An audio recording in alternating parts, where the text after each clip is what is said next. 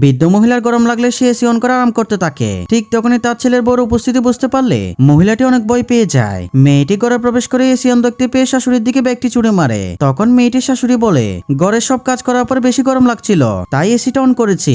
দুষ্টু মেয়েটি বলে, তোকে থাকতে দিয়েছি এটাই অনেক বেশি, যখন তখন এসি অন করলে তোকে ঘর থেকে বের করে দিব, যাও আমার জন্য খাবার নিয়ে আসো। একটু পর মেয়েটির শাশুড়ি পাউরুটি নিয়ে আসলে মেয়েটি বলে, এসব খাবার আমি খাই না, এটা বলে পাউরুটি ছুড়ে মারে।